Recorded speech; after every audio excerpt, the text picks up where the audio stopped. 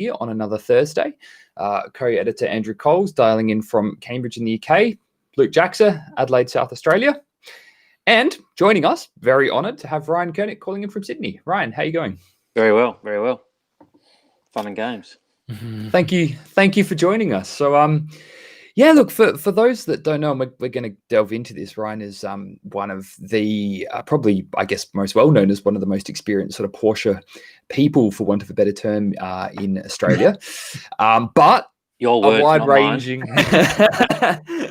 but a very wide-ranging automotive experience and tastes, and very wide. So I think it's going to be an interesting chat. So yeah, Luke, SCS and SCS feature story. Yes. Person as well. Issue two with the That was a fun day. That was a very fun day. I remember that day very well. It was good watching you drive my slightly random creation back to the shed. That was fun. That was centerfold issue 2. So Ryan's how we met Ryan. Ryan has what was affectionately dubbed as the RallyCab, which is a beautiful SC 911 convertible, wide body with the beautiful orange, yellow and red stripes, raised off-road tires, spotlights, and we took it out on a very memorable day out of Sydney, and did some lairizing around in the dust. That was a very good day.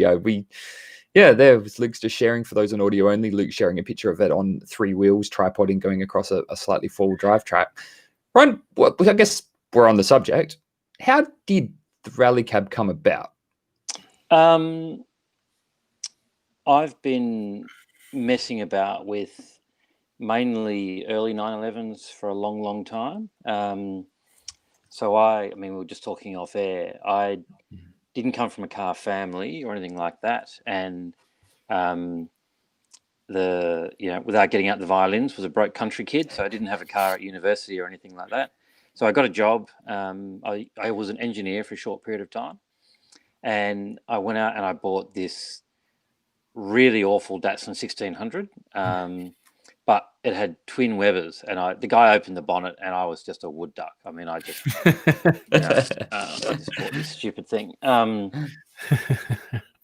I had that for a little while, and then I started reading car magazines and sort of I'd always been interested in cars and mechanical engineering. That was what I was doing as a profession. Got sort of a bit deeper into things, and I started thinking, okay, I'm going to get something. The data was pretty bad. It was fun.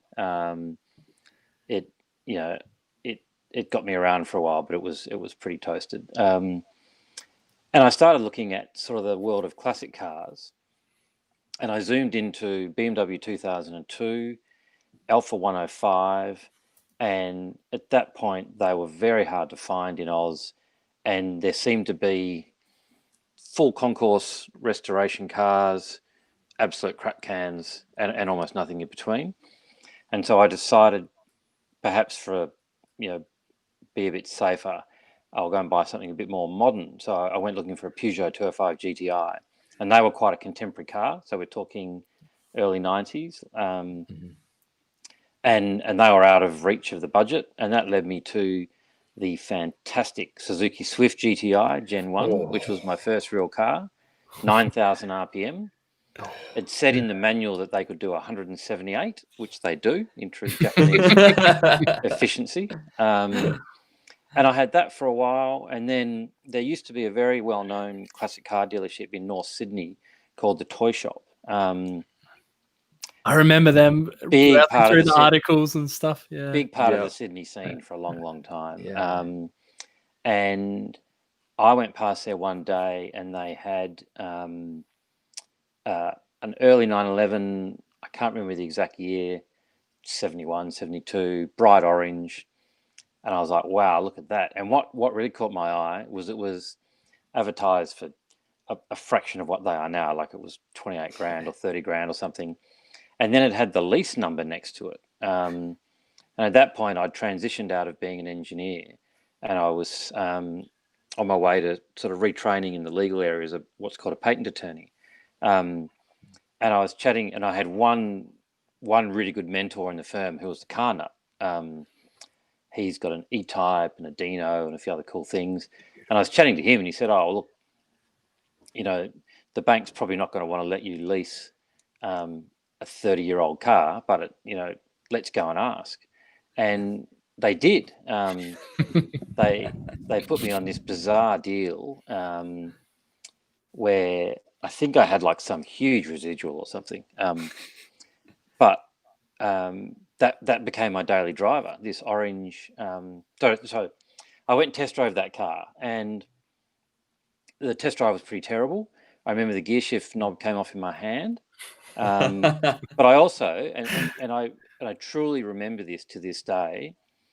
North Sydney is a series of basically 90-degree corners everywhere, and I went up the hill out of the dealership, and I turned the wheel to go around this 90-degree corner, and I just literally had this sensation of, this is how cars are meant to turn. I mean, early 911s have this famously delicate communicative steering that everyone raves out about in every review you've ever read, but it's true. And this was not a good example of the breed by any shape or form, but it steered like no other car I'd ever driven, and I was hooked. So I found one, and incidentally, I found another orange, a 1970 911E. A few months later, I ended up buying that, had that for a while. It had various, it wasn't great. It had various death rattles. And I then ended up joining the Porsche club and got interested in doing sort of super sprints and track stuff. And I thought, this thing has so many death rattles, it's going to blow itself to bits. So I ended up selling it. And it resurfaced about a decade later, and a very good friend of mine in Melbourne now owns it. And the original motor, with its original death rattles, is sitting under his shed, and he had a hot rod 2.7 sort of RS motor stuck in the back of it, and the thing's a weapon. Yeah. So I went and bought what they call a G50 3.2 Carrera, because they were known to be the most reliable, robust, blah, blah, blah. Started doing club sprints and stuff like that.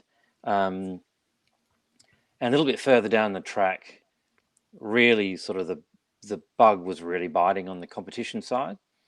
And so I went looking for what used to be known as like a club car, like a car that had, it wasn't a race car, it wasn't logbooked for anything, but was set up for track events. So I bought this car, which I still own today. I've had it for 20 something years, and I've got a few cars that I have as absolute keepers, that we affectionately call the Warhorse. I've done everything in this car. Is that the blue one?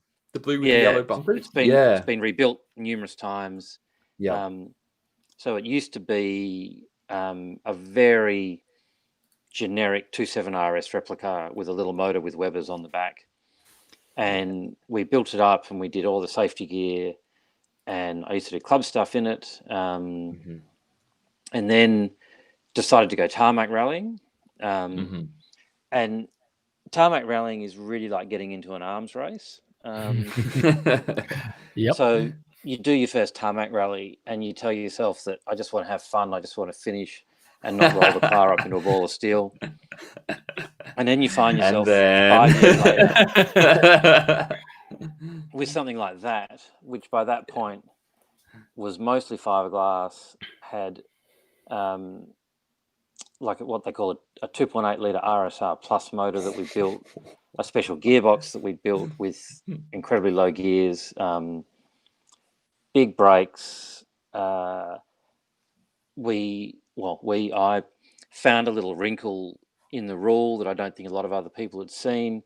And STs weren't really known. STs are very well known now. Everyone knows what 911 ST is. When we built that car, they were still, there wasn't a lot of data out about them, and they had some funny kind of things. So with tarmac rallying, a lot of your capacities and things had to be based on a multiple of what people ran back in the day. Found a particular car that ran back in the day that wasn't very well known, based my car on that. So we used to run in what's called category 4. So it used to be between sort of early classic and late classic. And so we got to run in early classic, but we had like, I don't know, 100 cc's more capacity than everyone else, and yeah, the thing was great. I did Target Tasmania 3 times. Got our gold plates on our first kind of 3 goes. That's an achievement. Yeah, it was. So, I think we ran top 20 or something by the end. We ran it in Adelaide down with you guys. Ran Classic Adelaide many times. Well, the picture Luke's got up on the screen at the moment for those watching video is the Mount Lofty jump, the famous sort of Summit Road jump, and there's a wee bit of air under the wheels there. And yeah, it's funny. I definitely remember the first time I sort of discovered your Instagram a few years ago. I was like, oh, who's this guy? And then you look and I found those Classic Adelaide pictures, and I was like, oh, I know that car. And yeah, very regular competitor. Actually, I think I've got a photo of that car from when I was, film camera, young teenage boy trying to take pictures of. Yeah, I mean, we got that into top 5 at Adelaide. That's especially back then. That competition was fierce back in those days in the classics. Yeah. That's a good achievement. Yeah. And then that car, we rallied it for a bit, and then we had one reasonable incident which saw us leave the course. We weren't hurt. The car wasn't really that hurt, but it was a bit of a wake-up call. But then tarmac rallying, it was really becoming an arms race. Everything was getting really, really, really fast. By this point, the open cars were running 3.5, 3.6, 3.8 litre motors. People had discovered piranhas, so explain a piranha to people who don't know what that, because they're crazy. some nutbags in South Africa built a version of a tiny little V6 Capri with a Windsor V8 in the front of it, and so those things were genuinely turning up with 600 horsepower and 7-inch wheels. They were it became pretty binary. If you wanted to win those rallies, you needed an RSR, like a big capacity RSR or a Piranha. Because at that time you had Kevin Weeks, who was at the sort of height of his competition. I mean, he had what was effectively a V8 supercar team and a full workshop down there. And didn't they develop a custom? I think they developed a custom fuel injection system for that 911 with slide throttles and all this crazy stuff on it. Like, that was a very serious car. I remember the last rally we did. By that point, I'd been around these cars for a long, long time, and his sounded like nothing else in the paddock. I mean, to this day, I don't know what the capacity really was. It sounded like a bloody truck. I can't imagine he would have been willingly stripping down his engine to prove capacity. One of our common friends wants to hear more about obscure steering wheel choices. We'll get to that, Felix. We'll definitely get to that. But then it all sort of took a bit of a sour turn. We missed a year because my navigator couldn't come, and some guys we knew had a double fatality in an RSR, and we went from having a core group of 20 or 30 teams that were all used to just have a ball on tour, and it just wasn't. There's just no one left. Everyone just left. But then I kept the car. I did some. I did some circuit racing in it. It wasn't really its forte. That's running it at Bathurst. Running it at Bathurst was a hoot. I mean, running it at Bathurst. But then I decided to sort of park it, and I used to just use it a bits and pieces. And a lot of the people I knew that had been in tarmac rallying all sort of slowly, one by one, drifted into Group S historic racing, which has what you're allowed to do in Group S is very, very, very restricted compared to what you can get away with in a tarmac rally build. And went looking for a car, did this bizarre swap deal that made no sense, and ended up with a little 2-litre 911, which is the Bahama yellow car. Beautiful. Yeah, which is a cracker. It's a delightful little thing. That is. It's here somewhere. So that's sort of how that car kind of came about. And the current plan for the blue car is, I've been talking about this forever, and I don't know when I'll get around to it, but it was originally Conda green, which is quite a rad color. Conda green. And I've got vague designs on take half the roll cage out, put some comfy chairs in it, and paint it Conda green. But I don't know. I've got another mate who would just kill me if I did that, because we did all this rallying together, and he's like, well, the blue car is just the blue car. Just always been the blue car. Yeah. The car was originally Conda green. So that's a pretty bright green. Yeah. Right. I actually reckon I have behind me here a Conda green. I reckon that's Conda green. Conda green, Conda nice. Yeah. That's amazing.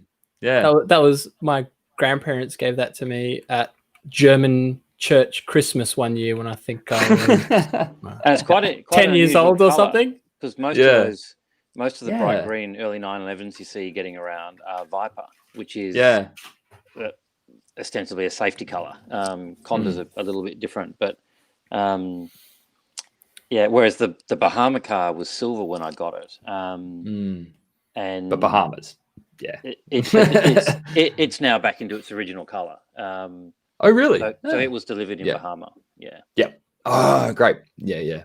And it's tricky, these things. I mean, the problem with a lot of this at the moment is, without straying too quickly into the topic of value,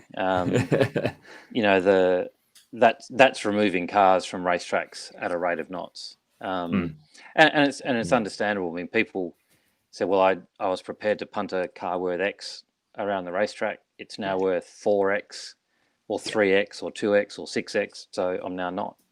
Yeah. And then it becomes a question of what you're willing to risk. And it's the same, you look over here in Europe and you see, the Sports Purpose and the Title guys have got the 2-liter cup, and the racing is amazing. But you look at the values of those early sort of pre-66, pre-67 2-liter cars that they're racing, and it's just mind-boggling what they're turning, the cars that they're turning into those racing cars are just incredibly valuable before they even start sort of bashing. Yeah, but you don't see it. It's a little bit in the States, but in Europe, the cars, my view is that the cars are now becoming the entry tickets. So you started seeing it over the last, say, 5 to 10 years. Eligible for Mille Miglia, ran at Goodwood last year. And those 2-liter races, for a while there, so long as it was short wheelbase, no one cared. Yeah. And suddenly, I think it's the Peter Auto group who run one of those 2-liter cups. I think they're now just saying, no, if it's not a 65, well, it's not you can't come. Yeah. And I had someone explain it to me. I went to Goodwood with a great friend, Alex Webster, a couple of years back, who races, at that time, we were racing matching 2-liter cars against each other. He's now gone up to a big boy 2.7.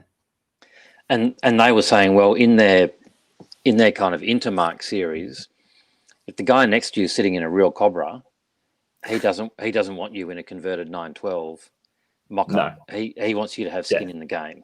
Yeah. But that, I don't think that works here because we don't have the volume of cars. No. No.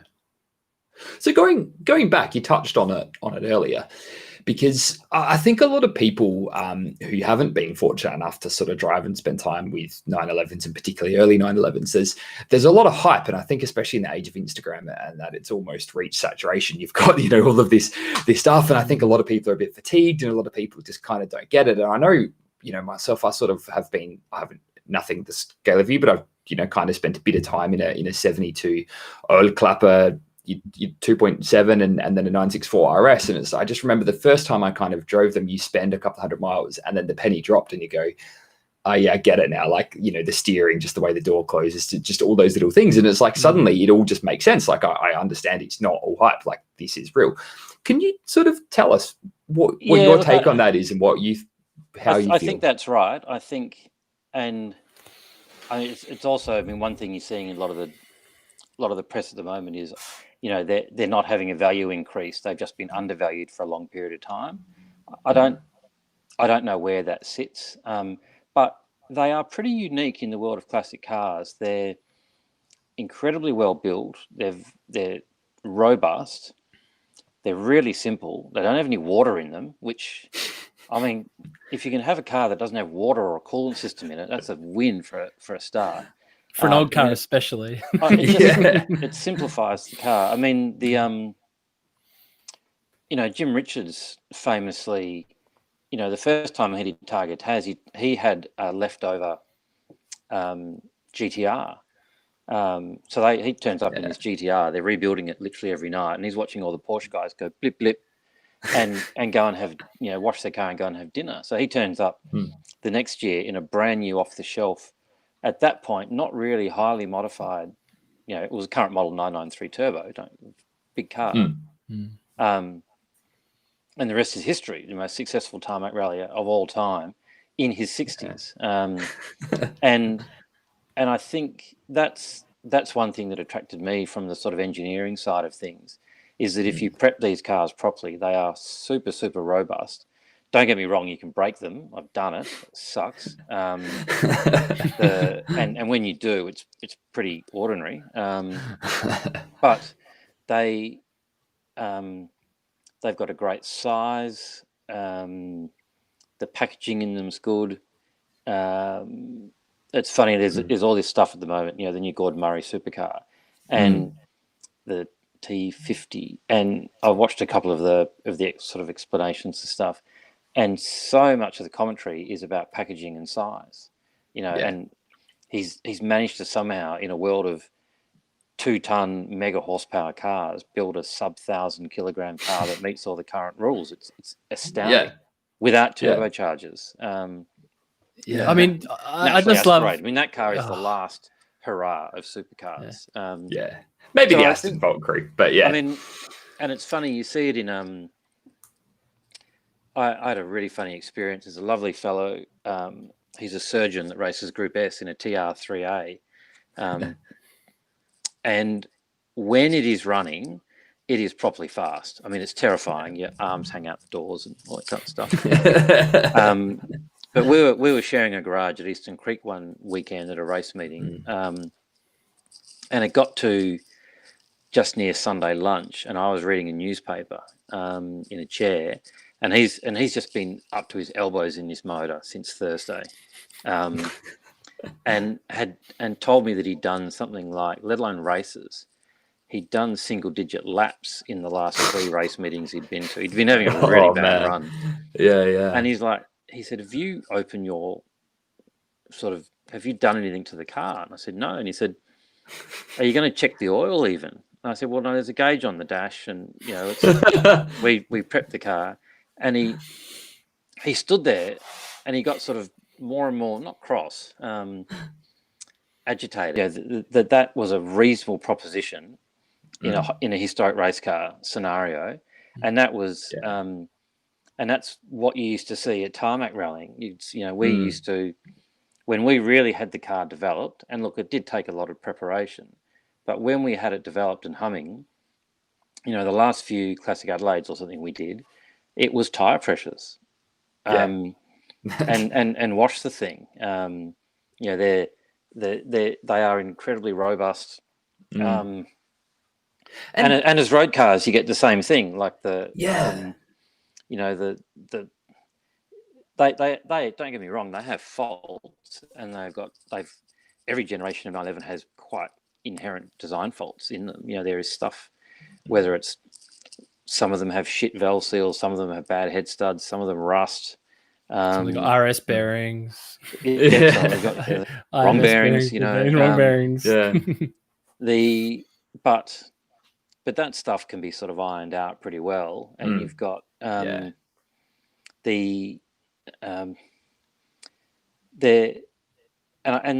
sort of relatively. I think in that context they're robust. And you don't need to spring them particularly hard. Like, I don't think, you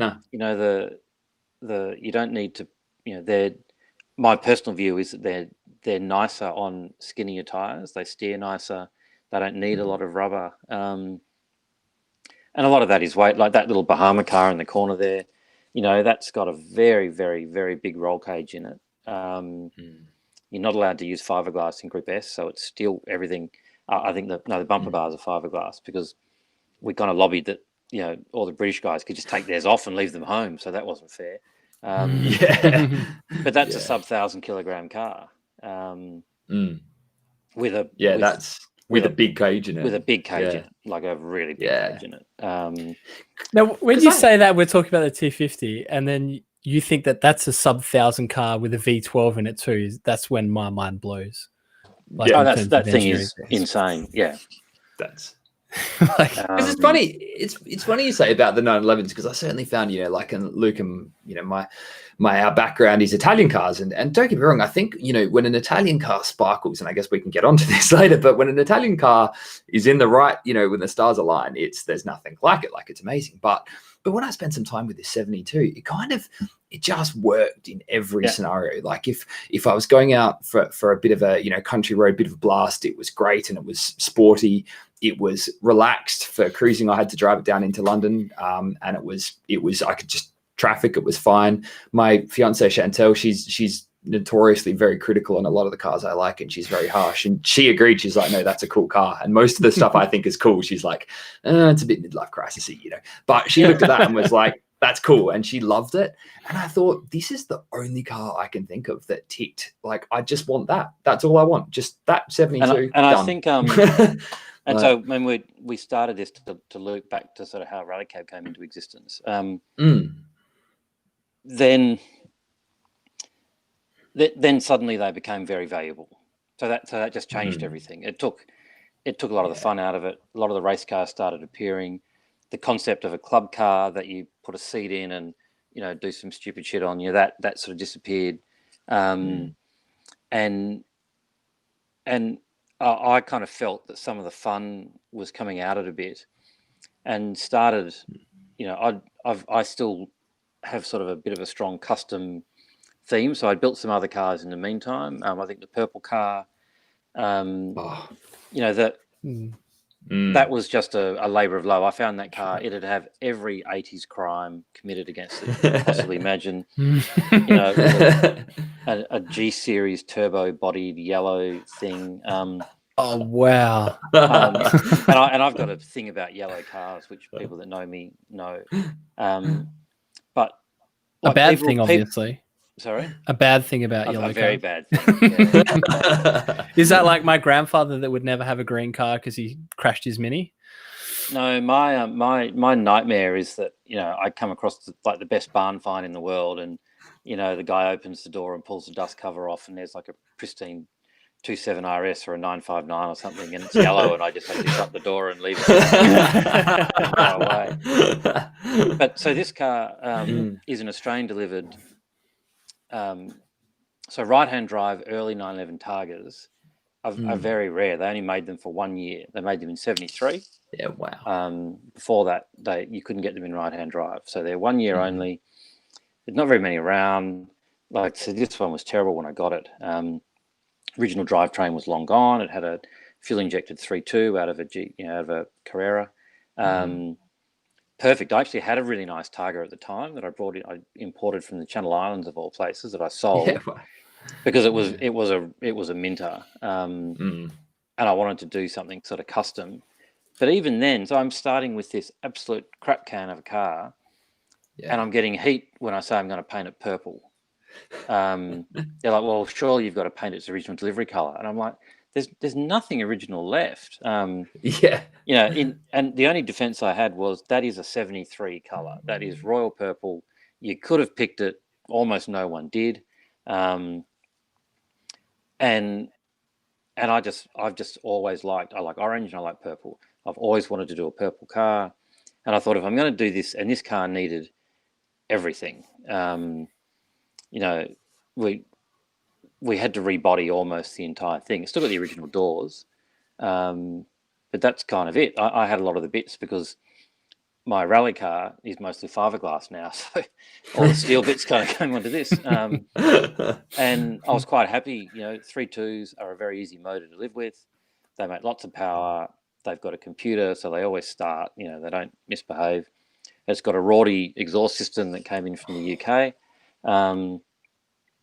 It's got a really, really, really, really good suspension setup from a mob called Elephant Racing in the States, on the softer side. So they do this kind of 0 to 5. And your brain goes, awesome, I'm going to chuck the 5 in. 5. Yeah. Give me the hardest. We did this car on a 2, and it's wonderful. It's very fast. It's very easy to drive fast. Beautiful.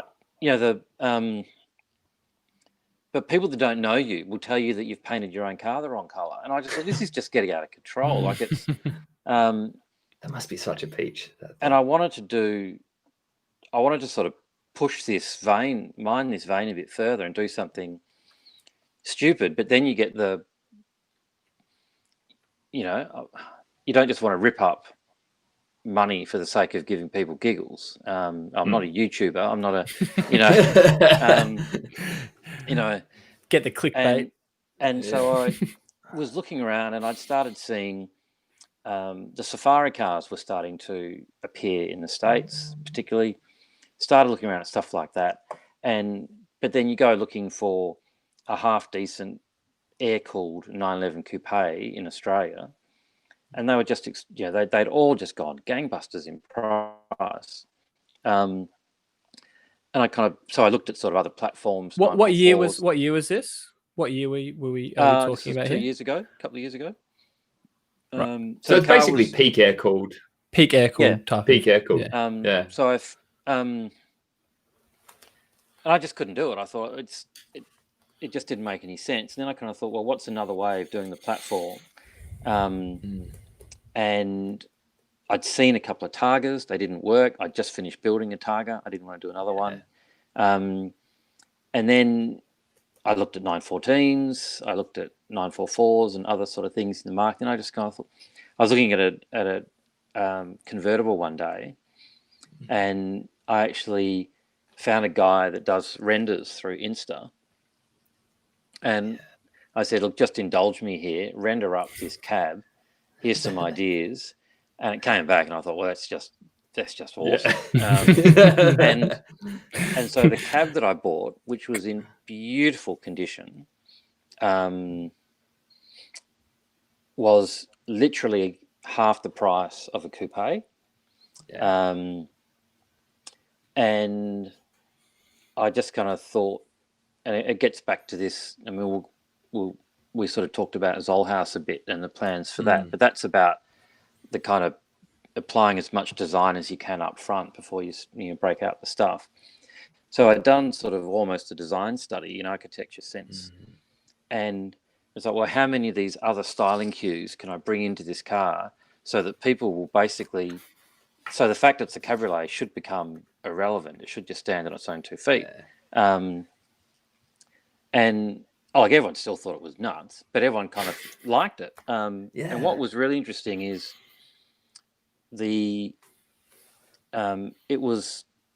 it far exceeded my expectations. I mean, you've driven it, on how nice it was to drive. It was so good. It was to me, I feel that when people build safari coupes, there's this expectation that, oh, it's a rally car, you should be able to go and do the I don't know, the Fink Desert race in it, or there's some sort of seriousness about it. But being the cabriolet, it was like, no, this is just a car to enjoy at the beach. Like, it's just a really fun, and it was really good. You talk to Californians, and they're like, oh, you go out into the desert, and I'm like, you don't go out into the desert in Australia. You go to Australia and you die. And we don't really have. You see where those Lee Keen cars are located, and it's basically split between people that live next to deserts or people that live in the Pacific Northwest, where they've got forest trails. Where do you use that in Australia? And so in respect of its suspension setup, it was pretty mild, and it just borrowed, there's just some neat little tricks. So the guy that set it up for me has done all my suspension stuff for decades, a fellow called Dave Folsom of East Coast Suspension down south. And he's a really interesting guy because he's set up race cars for years and years and years, and bash cars for years and years and years. And so I just basically gave knows all about Kingswoods then. he said, "What are we doing?" And I just said, "Look, get it as high as you possibly can for the looks, but it's still got to steer." And he made some spaces up, so he spaced all the front of it up under the strut, so all the geometry stayed the same. The back we just wound up. We put big, tall, skinny tires on it. But I mean, everyone drove it, and everyone just thought it was hilarious. Although those tires, when you let the car sit, went square as hell. And so it would thump down the road for about 30 minutes, then they'd get warm, then it would all kind of smooth out. They're still noisy tires. Like they're not. They quiet. are very noisy tires. But it was just sort of picking up all those kind of. And when you get into the original Dakar cars, there's, I mean, the big 4-brace spotlights. There's these, the bash bars, rear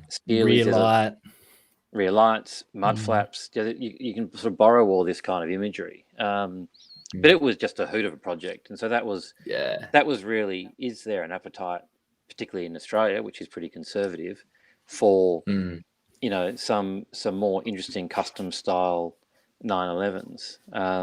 It was a lot of fun.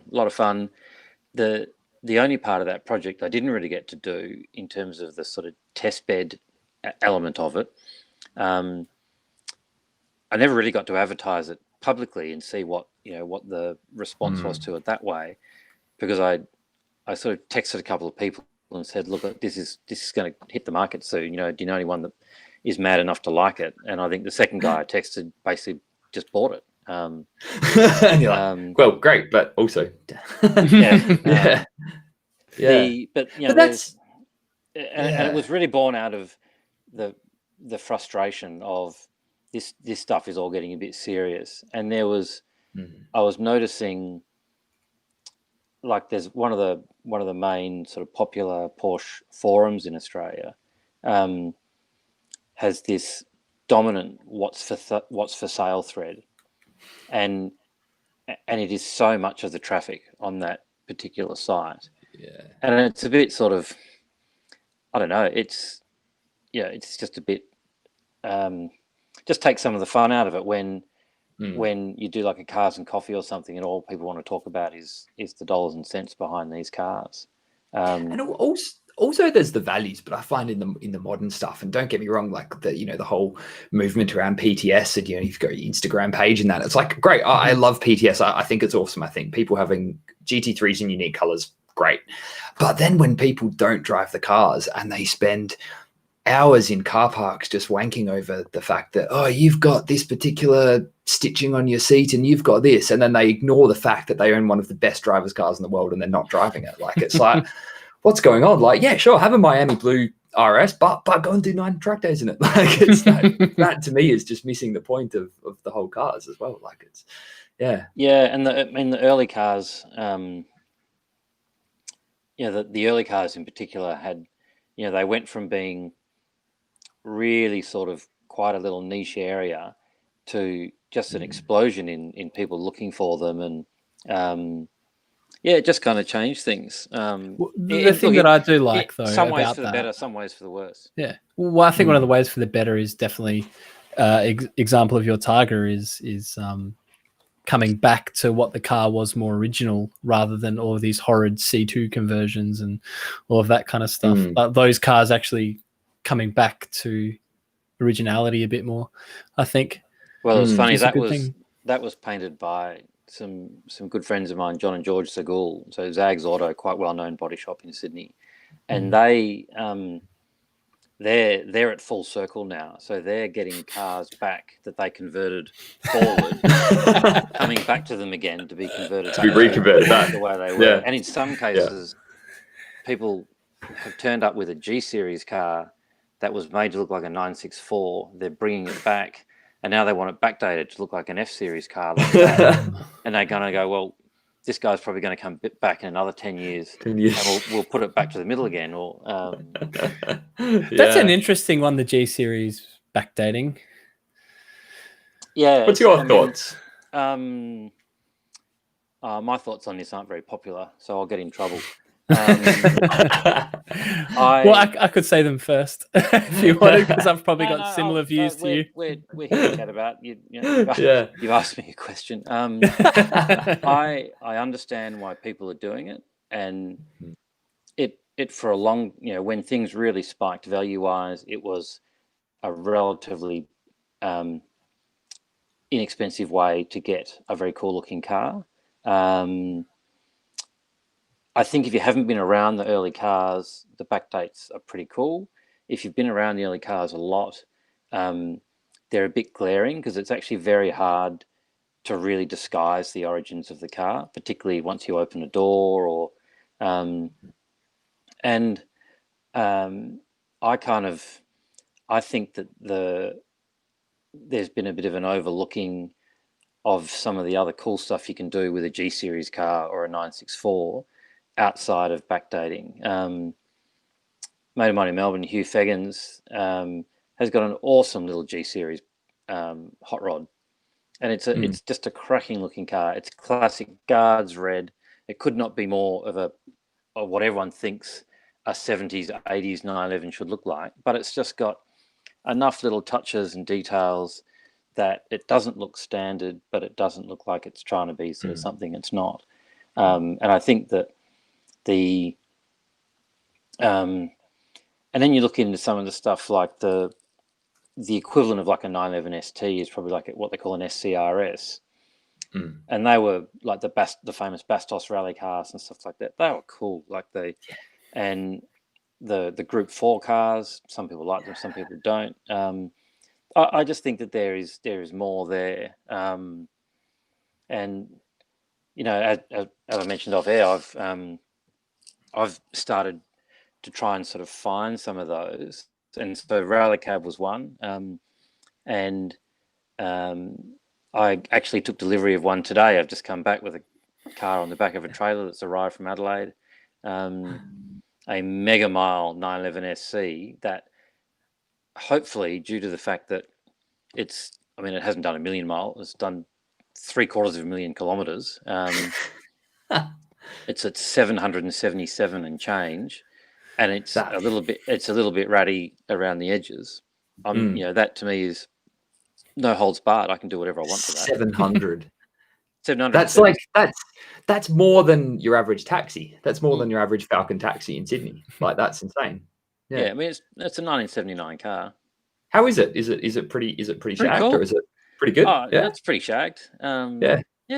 It's but it's dry. It's had the engine's been done a few times. It started up, drove it onto the trailer. The carpet. I've never seen anything like it. The carpet is so compressed. It doesn't actually feel like carpet. Like, it feels like vinyl. It's no concourse queen. But and I think that's a very difficult position people are in now. If you've gone and bought a really nice 3.2 Carrera, it has cost you in relative terms a lot of money, and so people, I think, are a bit reluctant to make either modifications that aren't reversible, or that they think might be altering their saleability chances. They're looking down the road a couple of years, might want to get something else.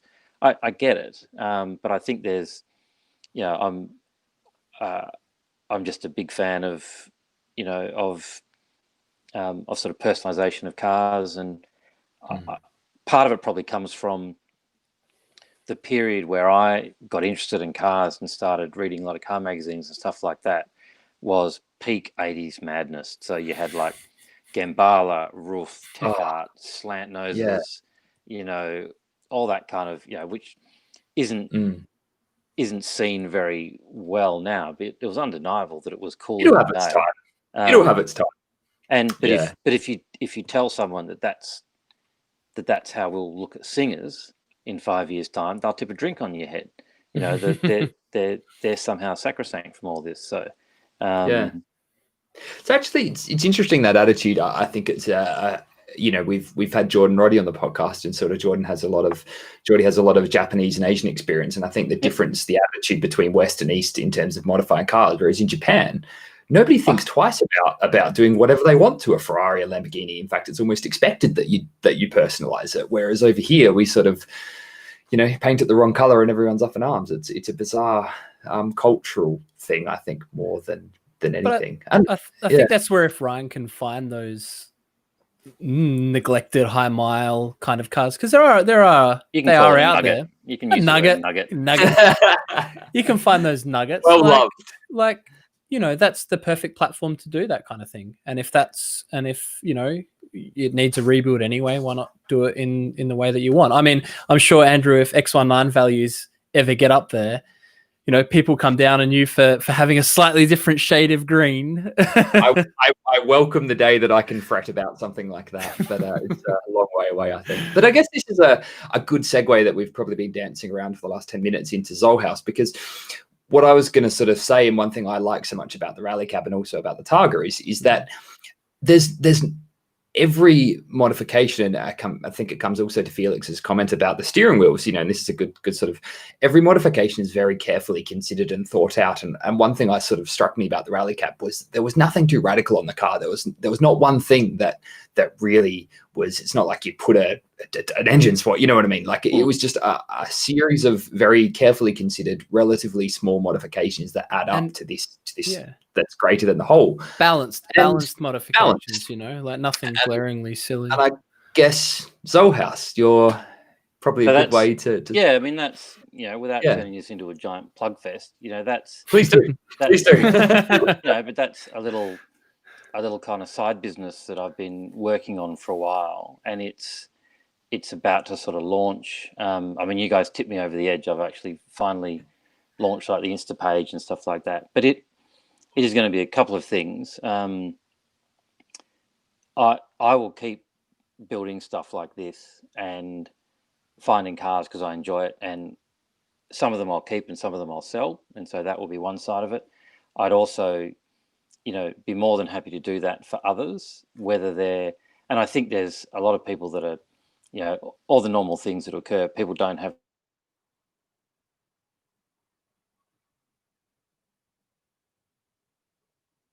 Hello. Yeah, it's interesting, like the purple car that's still up there, that was finished just before the first Rennsport in Sydney, and it had a really, really interesting reaction. Most people, not all, most people really liked it, and most people, I think, were surprised that when you tell someone that you're going to paint your car purple and then give it a green interior, they kind of back away quietly. I think I've got a picture of the interior too. The interior is gorgeous, but it took a huge amount of work to get everything right, from a sort of design sense. But now it's loved, that car. I mean, people really, really respond to it, and I don't know. It's hopefully just you're kind of walking the walk a bit and saying that you can do stuff which is a bit interesting. It's not necessarily going to kill the value of your car. It can be fun, and I also like the whole, the other sort of side of that little business will be more of an advisory thing, because I have done a whole bunch of this stuff. I've made all the mistakes. I kind of have a pretty good feel for what works. I have a pretty good feel for who things are, and I've sort of I think there's a lot of people that want to do stuff with these cars, but they sort of don't know where to start. And I mean, we'll talk about muscle cars. I'm now, hopefully, the proud owner of my first ever muscle car. And what has struck me about it is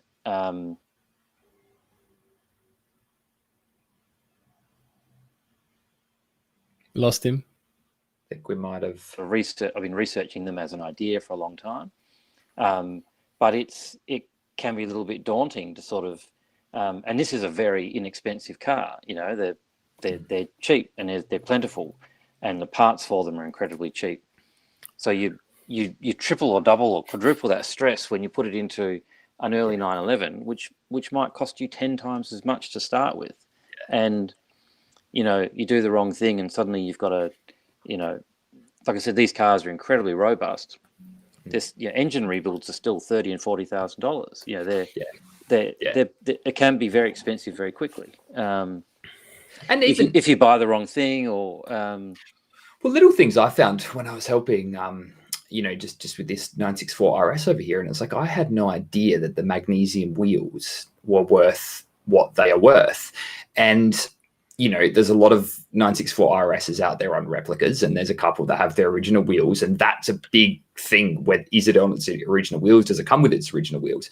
And that's something where if you were not intimately familiar with 964 RSs, it probably would be quite easy to buy a car, and miss that crucial detail, and then work out sort of, a month down the track that you don't have the original wheels and they're impossible to find, and get yourself in a bit of a hole that way. So I mean, these cars are highly specialized, and there's a lot to be aware of if you're not sort of really into it. So kind of, I mean, I've just referred back to the still not yet live website because I'm still building it and haven't.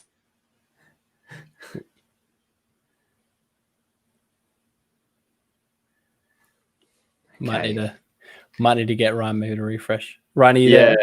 Yep. Did you drop out just a couple of times? Okay. It's fine from my end. Okay, cool. All right. Okay, keep going. Yeah, keep going.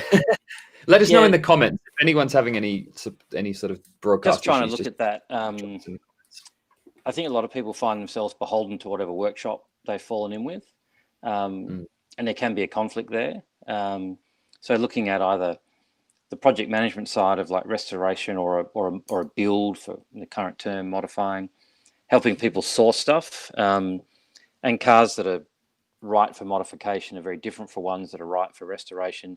They're very different again from investment cars.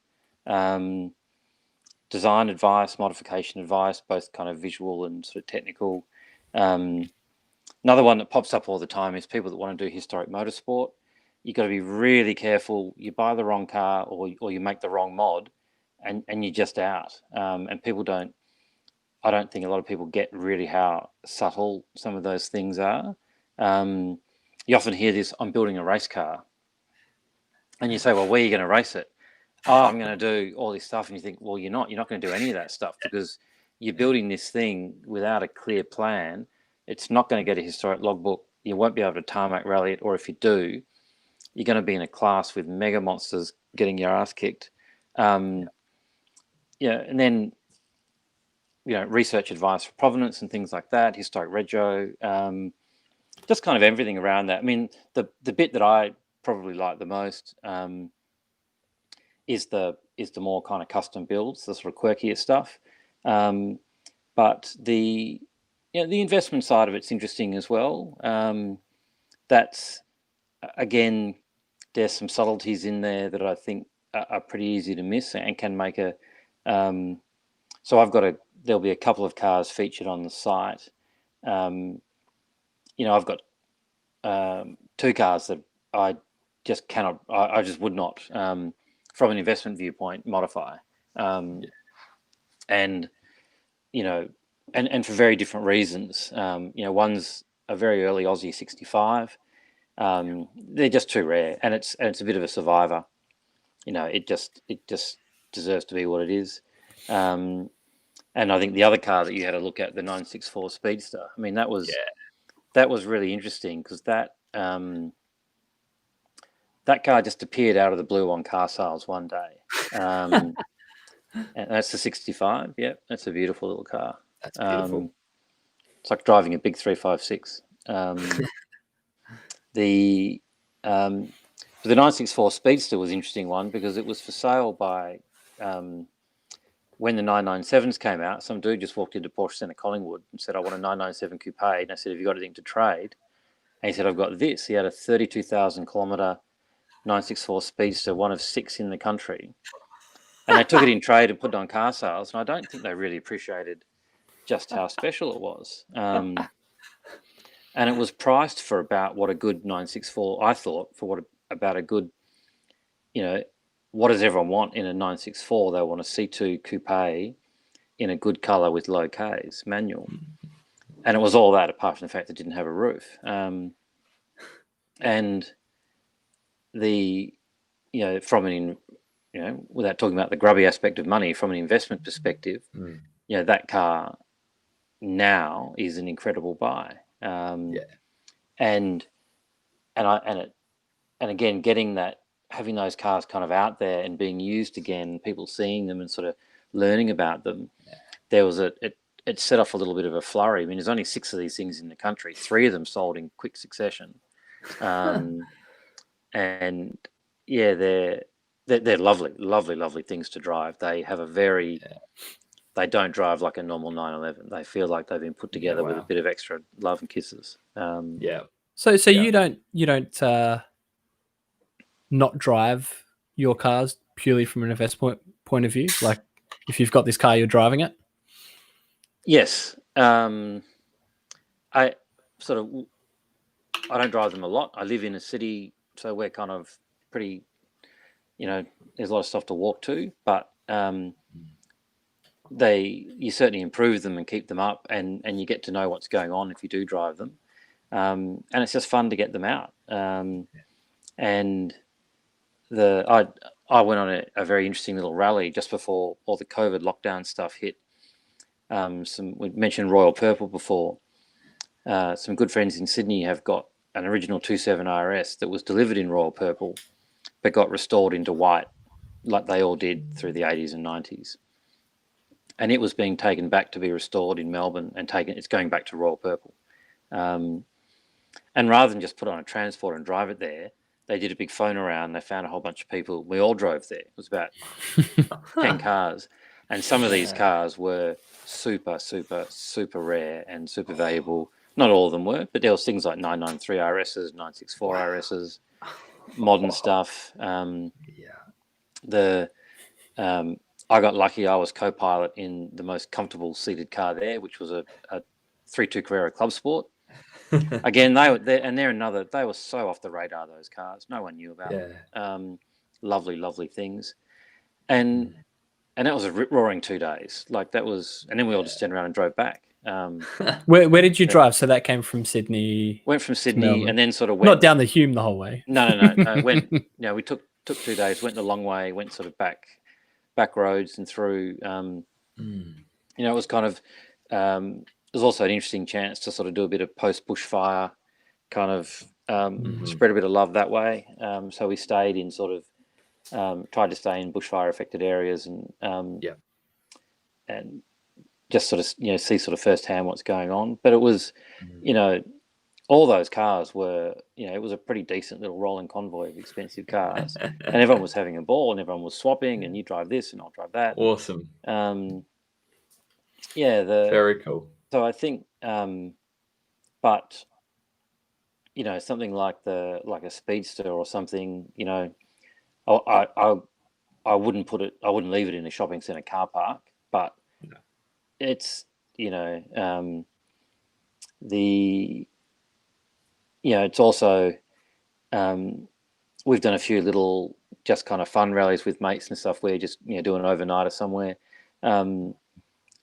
If you're going to do that and you're going to have fun and you have a fang, your car will get stone chipped. I mean, it's just what happens. I don't get too hung up about stuff like that.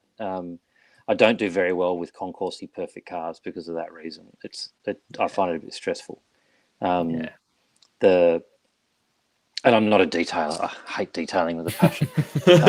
I hate washing cars with a passion, actually. And I think you just end up sort of trying to surround yourself with like-minded people that have a similar, and I think that's one of the interesting things about the rise of sort of cars and coffee type events. Often it's not much, but at least it's getting stuff out and warm and seen, and you can fit it into the other demands of your life, young children, family, work, and just, I think all that kind of stuff is fun. And people get to, and the rarer stuff gets, I think it's more, it's just a great thing to have it out there. So something like you just don't see Speedsters. There's just none. frankly. And they're just cool, you know. They're just a really interesting thing, and it's I think and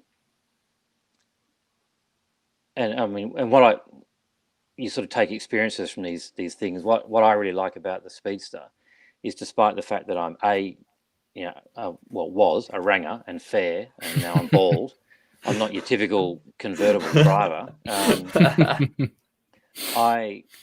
I didn't really think about convertibles, and I bought that car.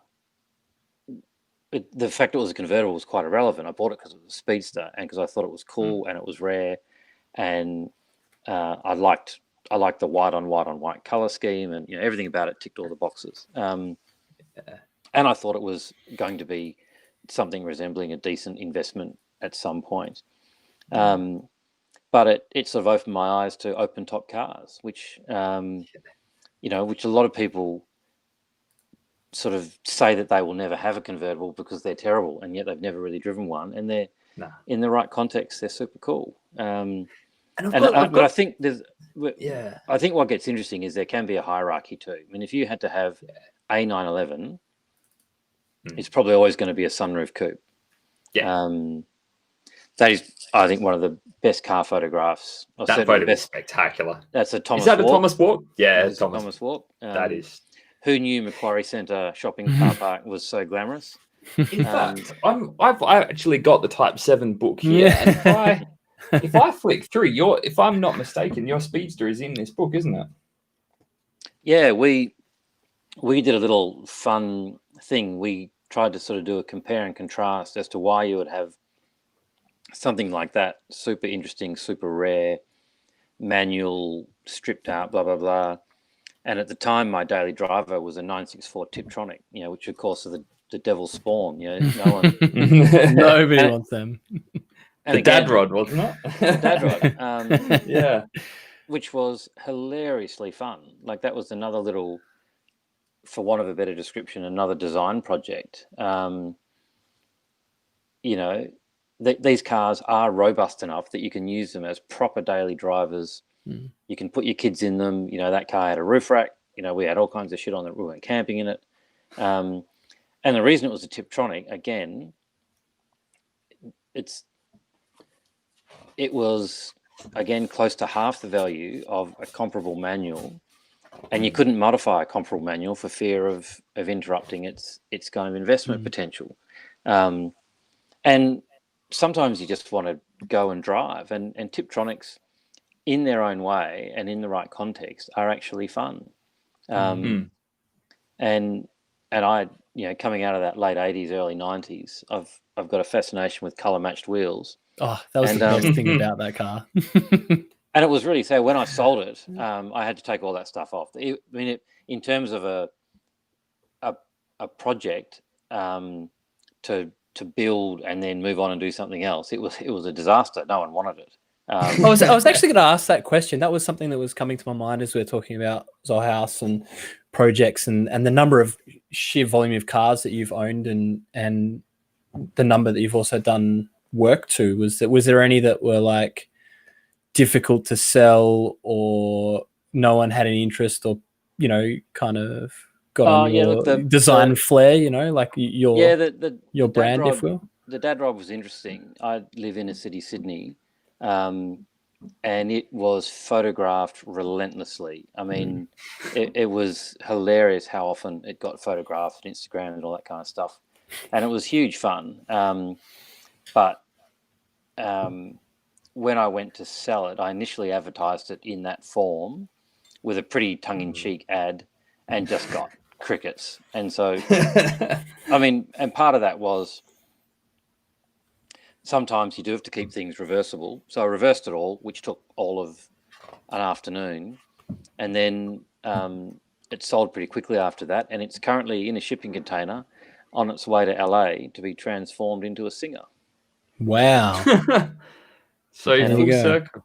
And it was interesting, I think. And the guy that bought it wasn't looking for one, because he'd assumed, like everyone else, that you have to give Singer a manual. Yeah, but they all get converted to 6-speed. So Yeah, Yeah, it they're doesn't quite matter. happy to take a tip. The tips have all had very easy lives. So for those They're just quickly perfect. with the Type 7 book, page 90, that is the Speedster. Yeah. I'll hold that up there. Beautiful photograph. Thomas's photo is just spectacular. Absolutely spectacular. But yeah, very cool. Yeah, it's off to Singer. That's cool. Yeah. Yeah, and See- I got to know this fellow quite well. Mm. So this car will return as the Bondi Commission. So it's coming five. back to Australia. Yeah. No, it's Cool. it'll be the fifth. Cool. It's the 5th Australian order. Yep. And I'm actually giving him some, just a little bit of advice on how to spec it, and sort of probably some of the more historical kind of context. Like I won't reveal what color he's chosen, but he's chosen sort of a fairly classic Porsche color, and trying to help him, get the right kind of, interior, and sort of, you've got a pretty big palette with those guys. I was about to say, is there a limit? Not really, which I think is a bit of a shame now, because the early ones were pretty highly influenced by the founder Dickinson, who is an early 911 aficionado, and they all had, I thought they all had sort of pretty good styling cues from that period of cars. I think now they'll build whatever you want. They're looking, some of the ones that are out recently, I think, look shocking. You can go too far. Yeah, Well, it's a bit... I mean, they're not. I don't know. They're not too far away from Diamantes on the roof lining. I think some of them are looking pretty glitzy. Yeah. Ryan, can I ask you a question? And this, if you either don't know the answer or don't want to reveal the answer, please feel free to decline the question. If you export a Tiptronic 964 to America, which is worth X, and then you bring back into the country a Singer, which is worth Y, what are the tax implications in terms of import duties? Are you just having some work carried out and you can get it back in without having to pay like luxury car tax and all of those duties? No, this was a big bugbear. So this is why you've got Singers in New Zealand and not in Australia. So it was unclear for a long time. And the big thing at the moment, which is really affecting bringing cars into Australia, is luxury car tax. So it kicks in at about 70 grand, and I haven't checked it for a while, but it's 35, 40 cents in the dollar. So it's huge. So it skews our market terribly for anything which is, say a car that's probably 120, 150 grand Aussie and up. You just can't compare them with cars overseas, because you're going to have this massive LCT component. And what a lot of the Australian pricing is based on, you'll see a car in the UK, for example, it's right-hand drive, it's ready, and it'll be terrifically cheaper than what they are here. And people are going, well, yeah, but by the time you get it here and you pay LCT. So Singer had that issue. So there was a cloud. There was a couple of things, and this is all, I've just picked this up all third hand, but what I understand was happening was there was a risk it was going to be deemed a new car. And so in that case, there was a risk you couldn't bring it back at all. Or you could bring it back, and you had to somehow put it through ADR, or you could bring it back and it would you then invoke luxury car tax. They managed to get one of the first one or two customers, and again, this is don't quote me on any of this, but this is just my understanding of it, is they have an LCT ruling from the Australian Tax Office, which says that the car is being restored. And so now LCT doesn't apply, the car can come back in. There's been an existing system for years for competition cars called a Carnet or a Carnet, C-A-R-N-E-T, which allows you to take a car overseas for an event and bring it back in without duty. And I believe that the cars are going in and out on a Carnet. And coming in without LCT. Yeah. So you'd be, it should just be shipping, which in the context of a Singer is nothing. It's nothing. And GST on the restoration cost. So you still have to pay Australian GST on a restoration cost carried out in California. Isn't it beautiful? Isn't that beautiful? That's my understanding. Yeah. Yeah. But Fantastic. I don't know when the first one's due to hit here, but it can't be far away. Fantastic. Because again, the last time I looked, some of the carnets have a pretty limited life on them. Like they might be 12 months or something. Yeah. They're not an indefinite. You don't get to send this thing overseas indefinitely. So yeah, we'll start seeing them in decent number. I think. I know there's at least 5. Interesting process. There's like an 18-page QA document you have to get through. You have to measure the car because they're not in the business of restoring cars. They don't want anything which is bent or that's ever been damaged or that needs any classic restoration work. They just want to do their thing. I've heard of cars getting rejected that have got there. So it was, and so I. Can you send them a shell, or do you have to send them a car? They greatly prefer you to send them a car. They prefer it to be matching numbers if possible. It doesn't have to be, but I know that some countries for older cars have unusual rules around things not being matching numbers. So I think it makes it easier. It was interesting, that little red car there. Look, it was a Guards red Tiptronic. It was pretty unloved. It was fun. It was actually a really, really, really clean car. And I must admit, I had it at home after it was sold. And every time I'd walk past it, and you kind of think, so much of this is either going in the bin or going to a wreckers. It made me feel a bit odd about, look, when I see it as a singer, I'll probably think it's pretty cool. But and my understanding is that they do have almost a job lot arrangement with a dismantler, a local dismantler. So the cars, it's not going in the bin. I think if you were trying to find like a rear speaker grill for a 964 at the moment in the States, it'd be very easy. there'd be piles of hundreds of them. But it did. 964 standard suspension. Easy. Yeah. But it did sort of. It did give me pause for thought that it's one day maybe we'll be wondering. No, it just struck me that it was a and it sort of circles back to what we were talking about before.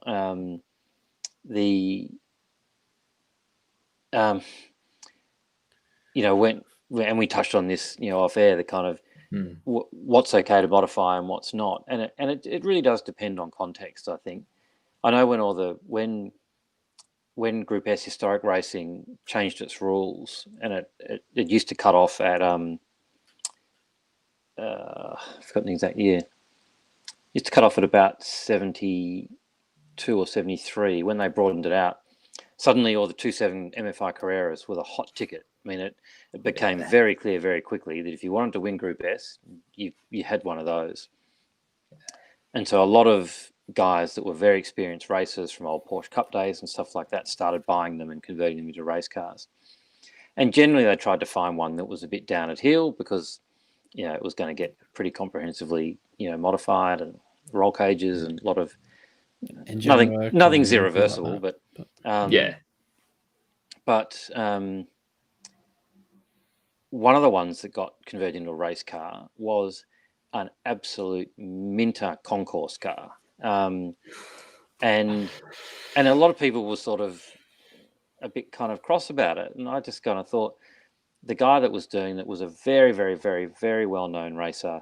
He'd prepped cars before, and I think it was just purely efficiency. Rather than spend, 9 months getting a rusty Hulk back to some semblance of a car again, just buy. Why don't you just start with a good one, and it can all be reversed? And but I think that was at that time a fairly kind of novel approach.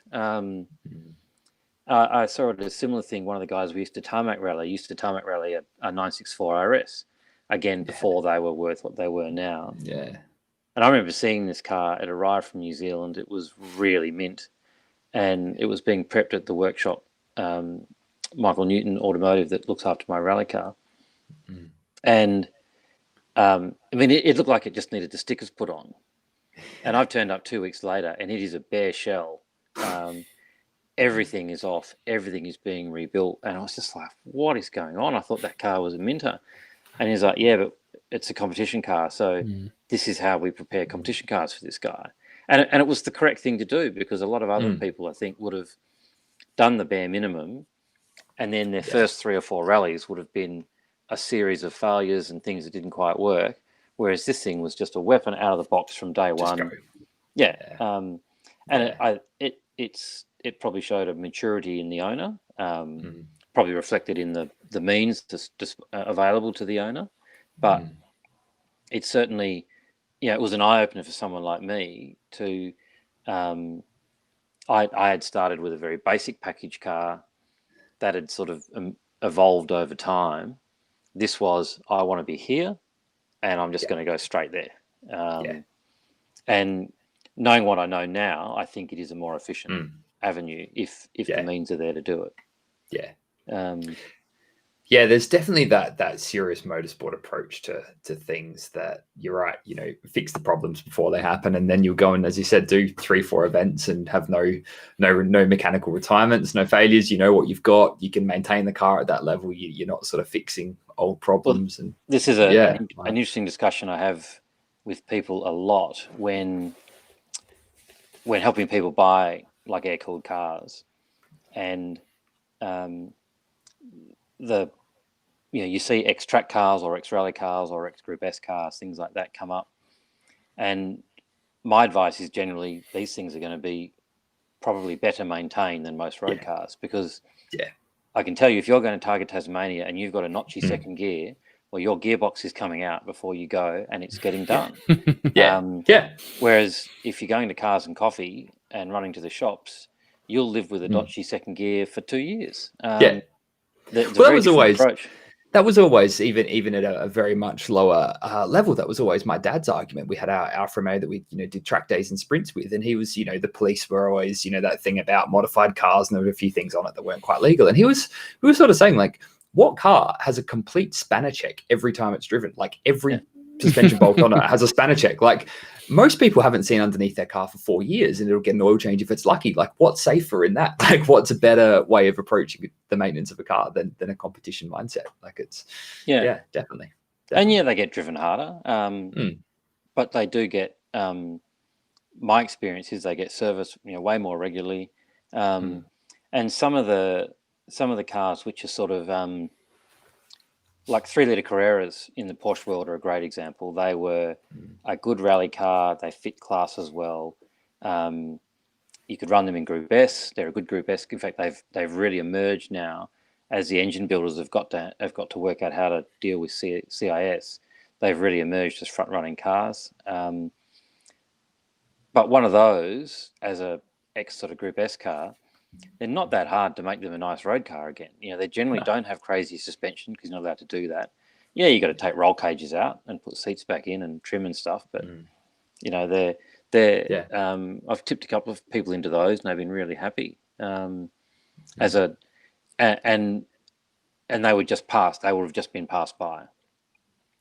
Just as a that's a track car. I don't can't go there. Also, there probably are a lot of bargains. I mean, you see in the auctions over here some absolute bargains come up, and you're talking a lot of the RS and the RSR builds, your 74, 75 RSR builds that have just had £150,000 thrown at them, and they're just this amazing car, and they go through the auctions at 30, 40, 50 grand because no one wants them, yet people will pay an extra third for an original but completely worn out sort of Carrera that needs everything. And you go, what's a better car to enjoy? It's I don't know.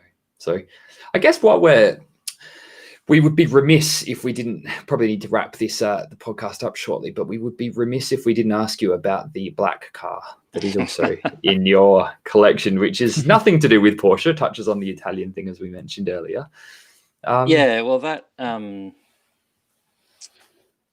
I'll backtrack. So the muscle car is I don't know. I've had lots of different 911s, and they're my core favorite car.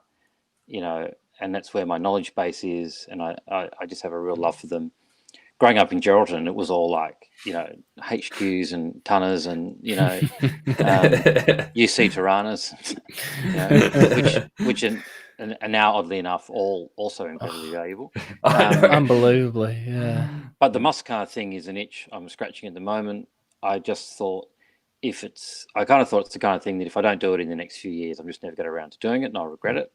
And they're relatively inexpensive, and so there is hopefully somewhere between Iowa and here a 1971 Plymouth Roadrunner with a pistol grip 4-speed, which is pretty hilarious. Yes. in Hemi orange. But the big car. So I got a call from a fellow I know who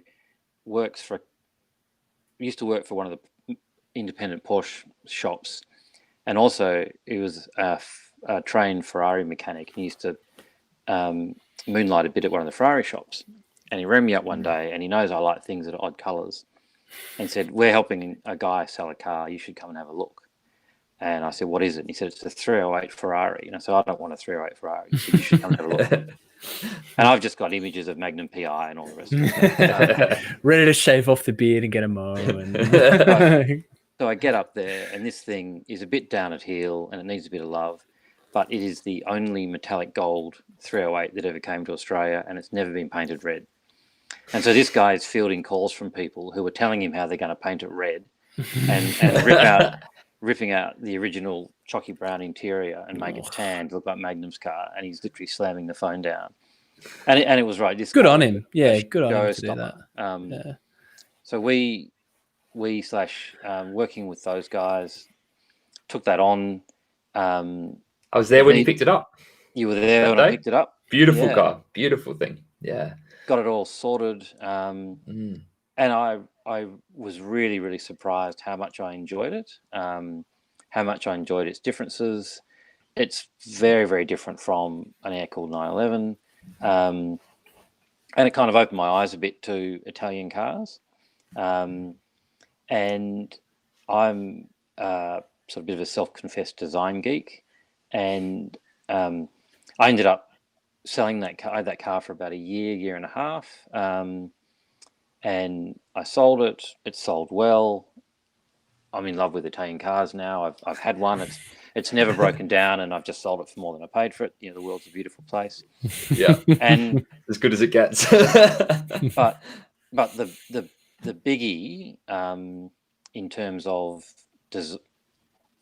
how would I put it? Design impact. I think the Lambo Countach it's had more design impact on the car world than any other car. I don't think it's the prettiest car ever made. I don't think it's the best car ever made. But I think in the sports car realm, it's got an undeniable impact. They only made 2,000. Everyone knows what they are. Everyone's got a context for them, whether it's something as dinky as Cannonball Run or just a vague 80s kind of association. But I think they're an extraordinary piece of design. They're hard to find. There's not many around. They're incredibly difficult to value, blah, blah, blah, blah, blah. Long story short, found a good one in good old Adelaide. And there's never really a sensible time to buy something like that, but it was possible. I'd been restoring a proper literal far north Queensland barn find. I'd found a 1967 Aussie delivered 911 in a colour called beige grey, which I think it was the only one. I was midway through that. I was getting a bit worn down by it. It wasn't going as well as I'd hoped. It was going slower. It was getting a bit to be a drag. So the gold Ferrari that got packaged up, sold something else as well. And I'm now the proud owner of a 5,000 QV Countach, full fat, what is now known as a downdraft. So I was pretty ambivalent. I just wanted a flared Countach, yeah. Yeah. I didn't really care high body, low body, power, 4,000, 5,000. I just wanted, if I could have had my dream spec, it would have been white on white. I think that would have been full Miami. This one's black on black. The spec is pretty important. The Countaches have sort of 4 series. The Periscopio are in a league of their own. They're the first gen. They'll always be the first gen. Yeah. Then there's sort of the middle cars. The 25th anniversary cars are not really, they're just not as highly sought after, and there's a lot of them. They're the least prettiest one as well. They're the least prettiest. They just went a bit far with it. Yeah, I mean, when Pagani started releasing cars, they started to get a bit of, he was the stylist. He started, yeah. He modded it. And that gave them a bit of sort of cred for a while, but I think a lot of people think that the big air boxes on the haunches are a big part of the Countach thing. I looked at a few of them, and I thought, I'm always going to sit there and stare at that car in the garage and think, gee, I could have tried a bit harder. And so probably the second most desirable spec coming out now is what they call a downdraft. So quad valve, all the power, 6 Webers, sounds beautiful.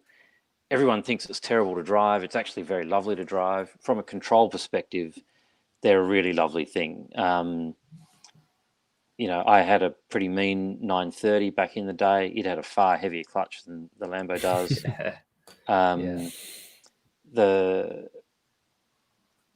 Again, not a car you take to the shops. It's not a car that I ever try and reverse if I can really. Does the sitting on the sill work? Is that how you do it if you have to? Yeah, no, it does. It actually does work. But it's, I mean, the vision out of them. I'm going to do some mods to the seat on mine because I just fundamentally don't fit. And I can drive it, but I'm in a really compromised position, and it doesn't help the vision. Yeah. And look, the vision out the back's terrible. The vision out the front is okay, but there is just nothing like them. And again, that's they're a funny thing. They attract a lot of attention. Most of it's good, some of it's not, and it's taken me a while to get used to the attention that they attract, because you can drive around I drive around in a bright purple 911 and people go, that's cute, and you get the odd, whatever, you roll past in a black Countach and people are like, holy hell, what's this guy doing? But I don't know, I just try and kind of use it. I don't use it a lot, but I certainly use it. I sometimes, like I've say in a cars and coffee context, I sometimes feel it can be a bit dominating, and I don't like. I don't ever want it to be sort of taking attention away from other cars that I think are just as interesting, or that have had more, or just the same amount of love or work or whatever. And it was fascinating the last time I took it out. There's a little local cars and coffee near me in Centennial Park every month, and some guys are following me in probably the nicest Datsun 1200 you've ever seen in your entire life. This thing was beautiful. And it turns out the guy driving it, we've got a common friend. He jumps out, we're having a bit of a chat. And look, there was a buzz around the Countach. There always is. That's cool. Can I sit in it? Yeah, whatever. I try to be, fairly generous. Because a lot of people, myself included, had never seen one really, or sat in one, or heard one fire up or whatever. No. But at one point, and it was really the high point of the morning, the guy opened the bonnet of the Datto. He was showing someone, and his engine bay was ridiculous. Like, it was just perfect. And a fellow walked past, and at this point there was about 7 people trying to look at the same time into a very small engine bay of a Datto 1200. And this guy's just come past and quite rightly said, you're at a car meet when there's 7 people staring into the engine bay of a Datto 1200, ignoring the Countach, which is 3 feet away, like parked in front of you, including the owner of the Countach. Yeah. And that was a really, really nice moment. Yeah. That's sort of when you have one of those, car people are all right. It's because it is interesting and it's rare, and they are they are a pretty amazing thing, and they're quite different in the flesh to the photos. They're actually quite curvy. Like, people think they're a very straight line car. They're actually quite not. But it felt that morning, it was like this was the right decision to bring this car out. There wasn't 27 Aventadors. It wasn't a big dick swinging contest. It was a pretty low key event, and this kind of interaction with the Datto guy. And my first car was a Datto. It was sort of the icing on the cake. It was really nice. But it's I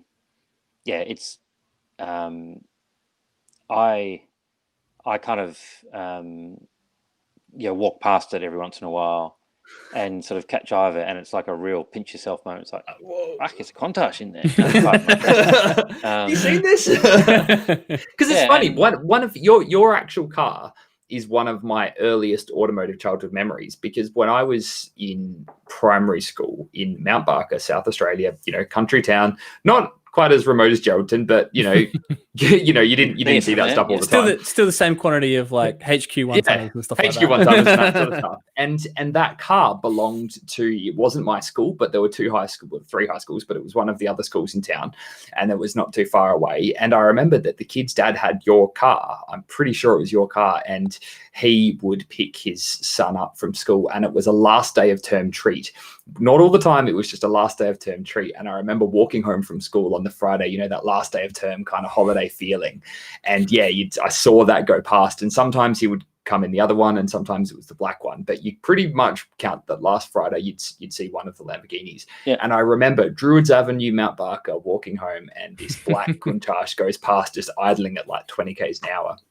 All the kids just slack-jawed, because we'd never seen anything like that in Mount Barker, and that has been seared into my memory. And it's pretty weird that you've ended up with that same car. Like, and I guess that's the impact they have on people. You remember the first time you saw one. Like, they have that presence. That they have such a presence. I looked at one beforehand. Good old Gosford Classic Car Museum had a couple at one point before they turned out to not be a museum. And they had one of the red ones, didn't they? Yeah, well, and one of the red ones they had was the Modern Motor cover car, which was quite a well-known car because it was delivered with color-matched wheels, which is a particular quirk of mine. And I had one of those moments. I'm sitting there, in the documentation that came with the car was a copy of May 1985, whatever, Modern Motor, with this red Countach on the cover with the huge red mags. Sadly, some idiot painted them silver. And I was just like, wow, this is the car that I read the road test of 30 odd years ago. I've just sat in it. I've just fired it up. I actually even made an offer on it, and then they politely told me to, thank you, that offer wasn't quite good enough. Need an extra zero. But but it was it was pretty interesting, and I think it also comes down to the fact that I don't know how many are here. I guess it'd be 20 to 30, but they're not seen very often, sadly. A lot of them, are in barely running condition just because they've set up for too long. I looked at another one in a deceased estate that hadn't run for 25 years. That needs everything. That's everything. That needs absolutely everything. There was no bit of mystery all down the cylinders for that one. I mean, it was, and it was yeah, it really, really it was one of the original motor show cars. Like it had everything going for it, apart from the fact that I mean everything in this was a big big deceased estate sale, and there was, I don't know, 30 or 40 cars, but they'd all been sitting since the 90s, basically. Yeah, and that's the thing with those cars is that they run best when they're used and used regularly and used hard. Like that's one, that's the best one, the high mileage ones. They fall into my cars that have water in them, which I tend to try and avoid. So I now have a car that has water cooling. A lot of water. A lot of water. But it's I've done a little bit of work to that car. It had this like hectic 90s sound system in it, which has since been removed, and it's now got the little 9-jewel Alpine, yeah, and including it had these funny ignition leads with like they're like a little filter that stops engine noise getting through your hi-fi. And the car was running terribly, and we took those off and put standard plugs back in it and standard leads, and it's a different car. It's wonderful. Starts first turn of the key. It's really, really cool. They're quite like I said, there's no easy way to justify something like that, but and I don't know how.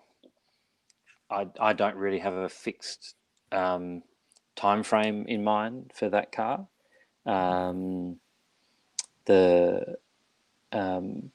But it's certainly, what's the tattoo say? No regrets. It's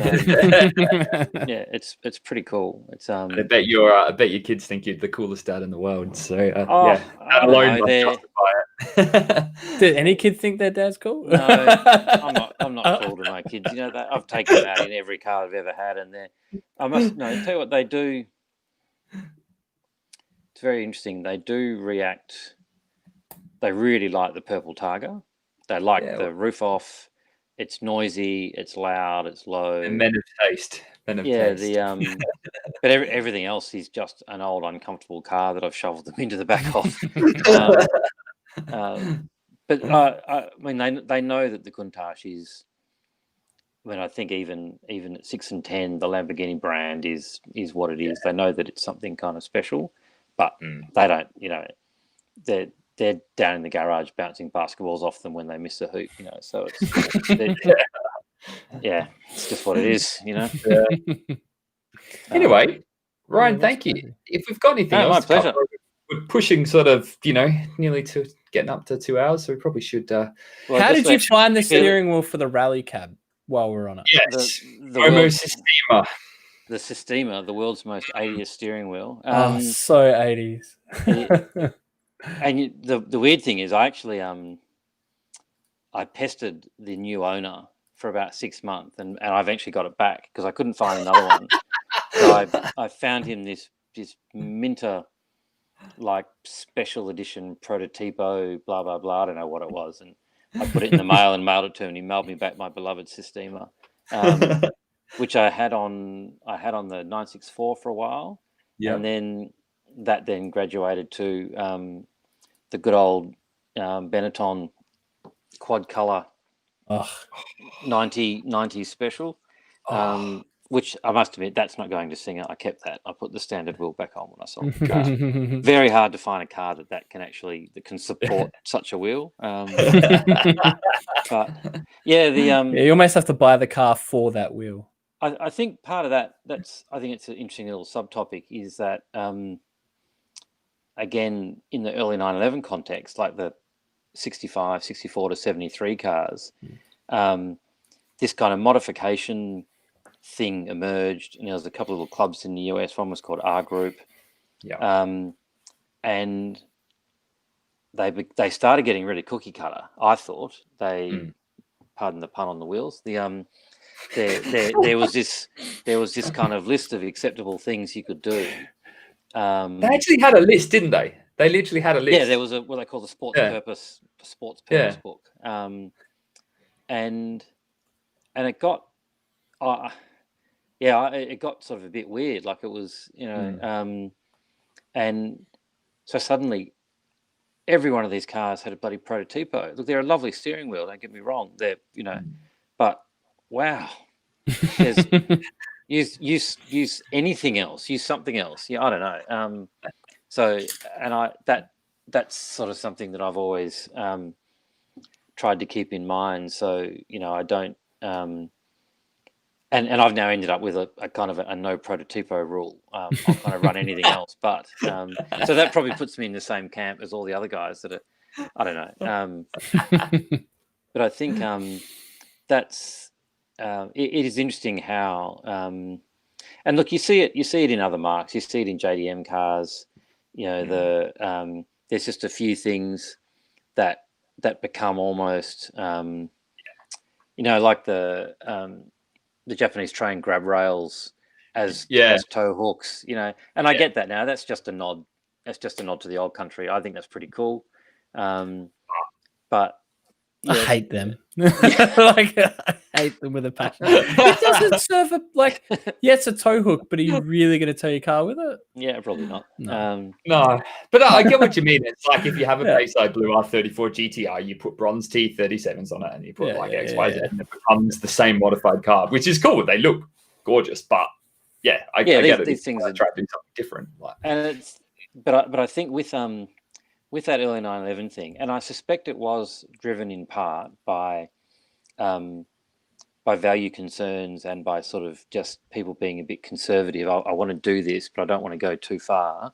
But it just meant that a lot of other cool stuff, I think, got sort of pushed to the side. And when you see one of those cars done well with a bit of flair, they're an amazing, amazing platform. And I think they're, and I think the G, we're getting back to the beginning. I think the G series cars are the same. So, I mean, one thing that I've always tried to do is if you see a cool oddball seat or like a Sistema or just something that you think that's pretty rad, we'll just stash it away and just kind of you might have a use for it. I bought something ridiculous on eBay about a week ago. They've just arrived, which is a Guagaro branded set of fog lights that have like little flip up glasses like mounted onto the front of them, and they've got they're square with like a pinstripe and Guagaro's signature. Wow! They're on eBay for like $100, so they're not a high dollar item. I don't know where they came from. Gorgeous. I know they're not gorgeous. They're pretty awesome. But, I mean, it's so bad it's good. Like gorgeous. Yeah, but they're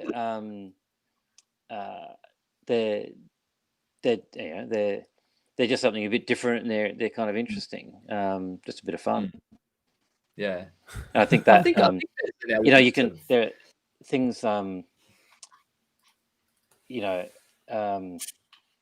There's other seat brands other than Recaro that are cool.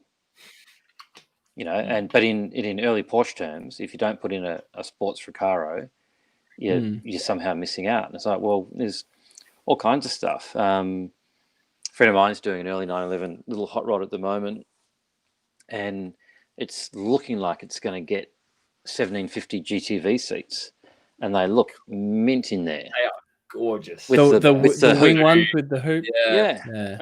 Trimmed in Porsche materials. They're the right size. And everyone's just going to be staring at this car going, what are these seats? They're so cool.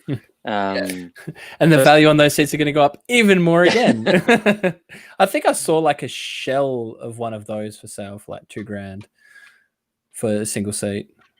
I mean, like the sports seats that come in mid-year, in early 911s, have been 10, 15, like just insanity levels of price.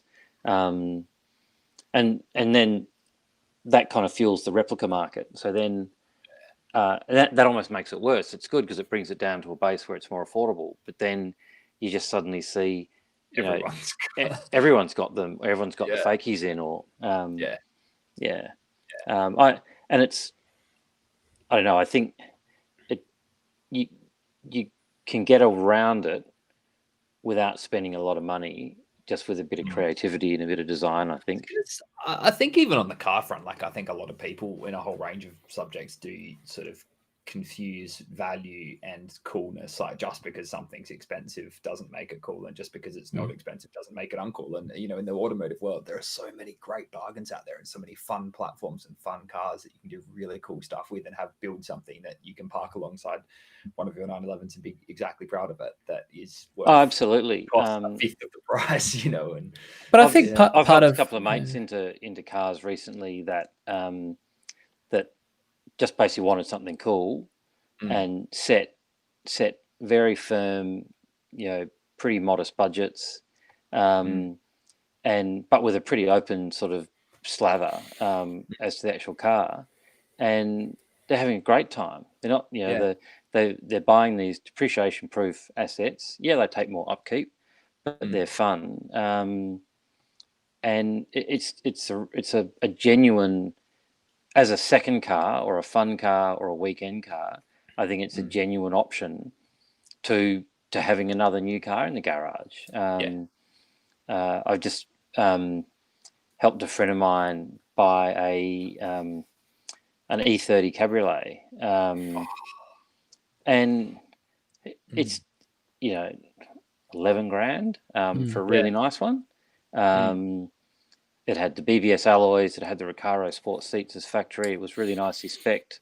And it's just cool. Like he loves driving it, loves the fact it's a manual, you know. Ryan, where would you put 10 grand for a fun sort of cool weekend cars and coffee belting around kind of fun car?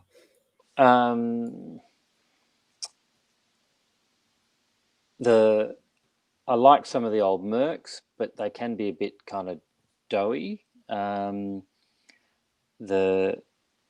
think some of the interesting Japanese stuff is pretty cool. I saw a little, I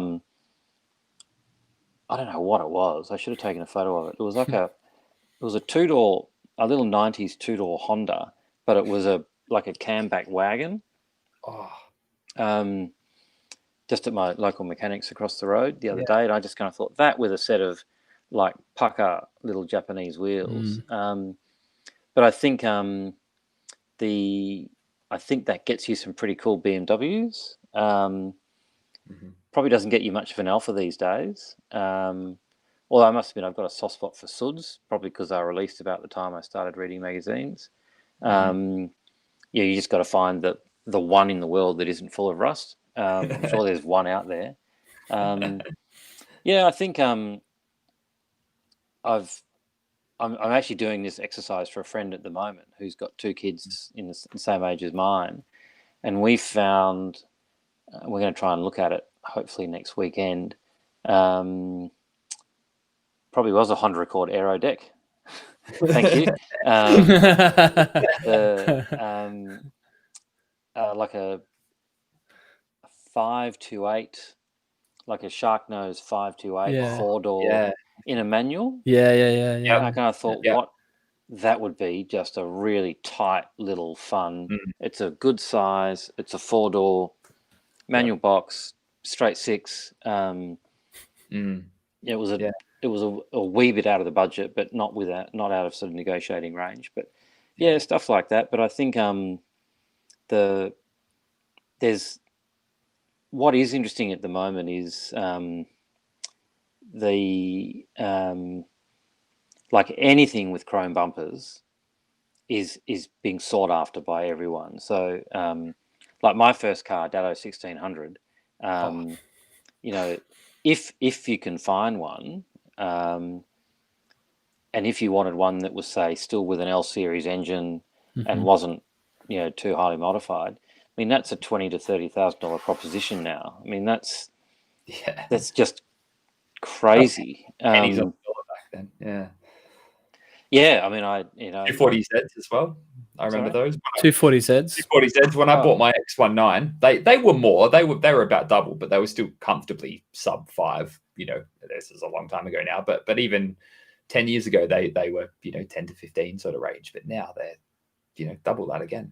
Yeah, like back in high school, the crew that I used to hang with, I had my 124cc. Another mate had a 260Z, and then another mate had a Mustang 2+2. And like you think about high school kids having something similar to that now, and I think the other thing that's interesting is the kind of I saw something the other day. Got a mate who's got a really beautiful Julia, beautiful Julia. And when you really stop and look at one of those for a long time, you think this is actually it's kind of a frumpy 4-door, but it's really beautiful in its own way and makes all the right noises. That's actually that's the car that got my dad into Alphas back in the day. But the generation that came after that, where they sort of squared them up a bit. I don't know enough about Alphas to know what that is. It's a Berliner. 2000 Berliner, 2000 Berliner or 1750 Berliner, or you look at those, they're 20% the price. Like they're, I don't know what they are. They're very, very cheap. Oh yeah, they're cheap. I understand that they're a much better car. That they're a better car. Like they're more comfortable, they're faster, they handle better than the Julias. But if you got one of those, and I was actually talking about this with someone, so you get one of those, you lower it a bit, you put some cool wheels on it, you pull the bumpers off, maybe some fog lights, just some sort of pretty typical Julia-S type things. I think you've got a really cool little sedan for very, very, very little dough. That is just kind of one generation away. What else is out there? I mean, I think the other thing that I keep seeing, and again, I think it just comes back to sort of age. The kind of early 90s Mercs, for some reason, like the big 2-door Mercs are pretty cool. I saw something the other day. It actually was a big red 2-door Merc. It had red color-coded wheels. Normally they have they have sort of grey spoilers. It's all been done cheesy as hell. But you're kind of picking that. I've watched it in the 911 world. Early 911s went push, so everyone went, okay, if I can't have one of those, I'll go and buy an SC or a 3.2. Bang.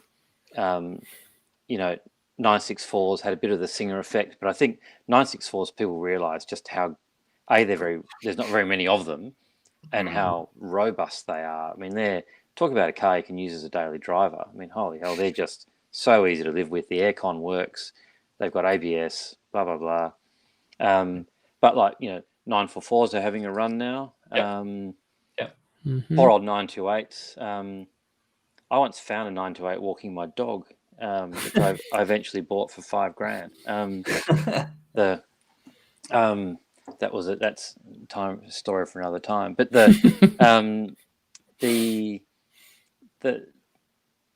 I think a lot of that stuff, again, I keep coming back to this concept of design. I think if you have a really good overall picture in your mind of where you want to end up, you can not quite make a silk purse out of a sow's ear, but there's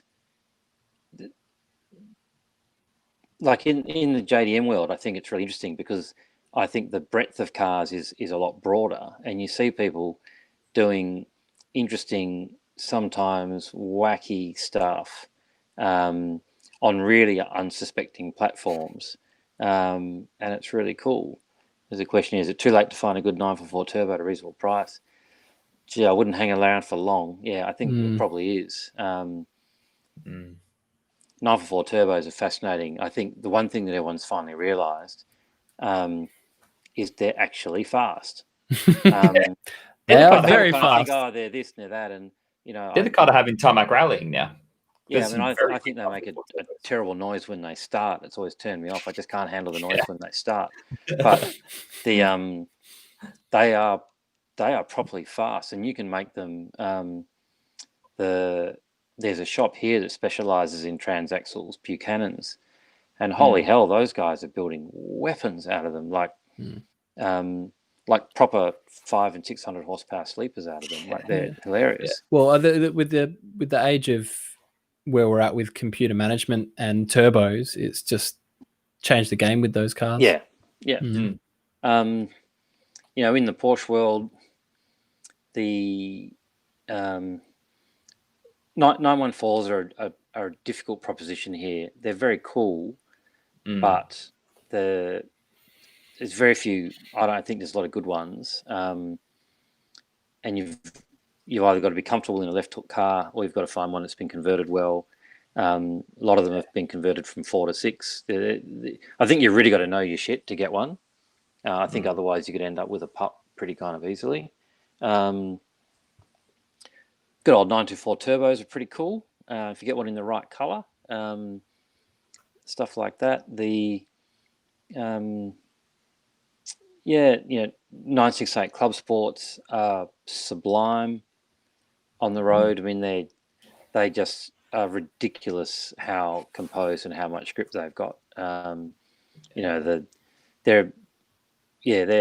think they're still a bit underrated. But I don't know. I think it all just gets back to the within reason. I think you can make really cool little statements out of just about anything. Well, I think one of the things I like, Ryan, most about a lot of your cars is the fact that they almost take on their own identity with the work that you do to them. You know, you're not putting in the generic thing that it's that's another this, that's another that. It clearly has your design flair and style, and then that kind of gives the car its own unique quirks and identity that, you know, if they see that car again, like you said about the 964 being photographed so much around Sydney, you know, people probably had no idea who you were, or, you know, it wasn't like, oh, that's Magnus Walker's car. It's like, that's a cool car.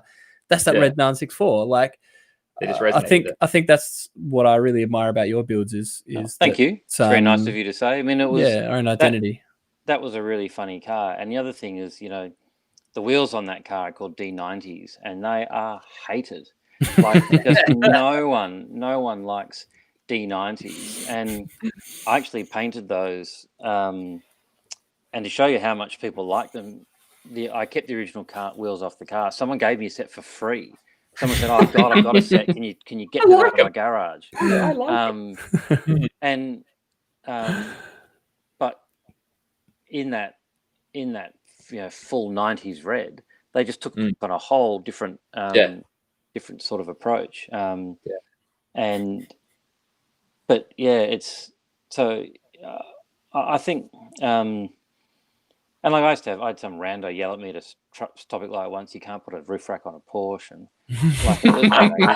and then people used to see the steering wheel and think, "Who's this idiot?" But I don't know when you park that car next to a regular unmodified 964, it didn't take a lot of money to build. It didn't take a lot of money to buy. It was one of the cheapest ones on the market because it was a tipper. It had lived a really easy life. The modifications didn't cost very much. They're all reversible, so, you know, no baby kittens were murdered. Which they are being now, but yeah, they are now. But it was just fun. It was just a really fun project. Bought it off a great mate in Melbourne. You know, just drove it back. You know, I've got a thing about road tripping cars back from. Well, I used to, when you could road trip a car back from a far destination. When you could go to Melbourne. When you could go to Melbourne. When you could leave Melbourne. And I also think one thing, like that, my old blue car, that was really tough because I don't like blue as a car colour that much. And it was a pretty straight, dark blue. And, you know, you go searching back to try and find a period livery or something to base something fun on. And there almost wasn't any, I found. But, you know, I found one team, the Sanson team, that used to run some cars in black and orange and some in blue and yellow. And that ended up sort of becoming, you know, there wasn't many two-tone 911s at the time when that was competing. They were all pretty sort of straight setups. things like using the mini lights on the back. That's how they did it back in the day. I think a lot of these things they're not more difficult to do. They're not really more expensive to do. But I think that